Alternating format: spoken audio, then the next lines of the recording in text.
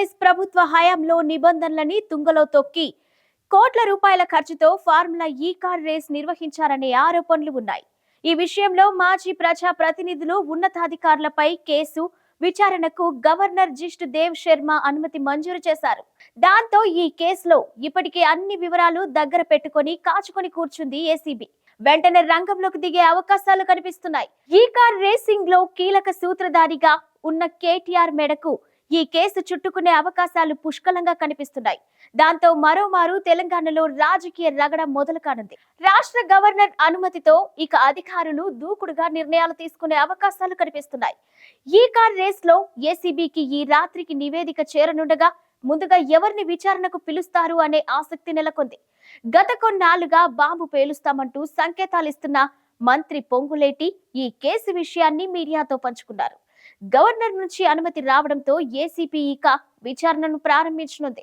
మొదట కేటీఆర్ కు నోటీసు ఇచ్చి విచారణకు పిలిచే అవకాశం ఉన్నట్లు తెలుస్తుంది. బీఆర్ఎస్ ప్రభుత్వ హయాంలో నిర్వహించిన ఫార్ములా ఈ రేసింగ్ లో భారీ స్కామ్ జరిగినట్లు రేవంత్ సర్కార్ గుర్తించింది. నిబంధనలకు విరుద్ధంగా నిధుల చెల్లింపులు జరిగాయని విచారణలో బయటపడింది. ఇక రిజర్వ్ బ్యాంక్ అనుమతి లేకుండానే విదేశీ కంపెనీతో ఒప్పందం చెల్లింపులు జరిగినట్లు తేలింది. ఆర్థిక శాఖ అనుమతి లేకుండానే గత ప్రభుత్వం చెల్లింపులు చేసిందని, నిబంధనలకు విరుద్ధంగా విదేశీ సంస్థలకు నిధులు మళ్లింపులు జరిగాయి. ఫార్ములా ఈ రేసింగ్ లో అడ్డగోలుగా వ్యవహారం జరిగిందని రేవంత్ సర్కార్ గుర్తించింది. దీంతో ఫార్ములా ఈ రేసింగ్ వ్యవహారంపై దర్యాప్తు ఏసీబీకి ప్రభుత్వం ఫిర్యాదు చేసింది. 2023లో గత బీఆర్ఎస్ ప్రభుత్వం ఈ రేసింగ్ కు నిర్వహించింది. ఇంకా అందుకోసం విదేశీ సంస్థతో ఒప్పందం కేసీఆర్ సర్కారు కుదుర్చుకుంది. ట్యాంక్ బండ్ చుట్టూ 3 కిలోమీటర్ల మేర ట్రాక్ నిర్మాణం చేపట్టారు. ఈ సందర్భంగా నిబంధనలు పాటించలేదని రేవంత్ రెడ్డి ప్రభుత్వం గుర్తించింది. ఆర్థిక శాఖ అనుమతులు లేకుండానే ఎంఏయుడి నుంచి 55 కోట్లు విదేశీ సంస్థలకు చెల్లింపులు జరిగాయి. ఈ కార్ రేసింగ్ లో ఫిక్సింగ్ జరిగింది అని ఆరోపించిన పొంగులేటి అందుకు ప్రతిఫలం ఎలక్షన్ సమయంలో ఇచ్చేలా ఒప్పందం చేసుకున్నారని తెలిపారు. 18 రోజుల వ్యవధిలో విదేశీ మారకం చెల్లించారని ఆరోపించారు. రాష్ట్రంలో చట్టం తన పని తాను చేసుకుపోతుందని, బాంబు అనేది ఉంటేనే కదా పేలేది అంటూ వ్యాఖ్యానించారు.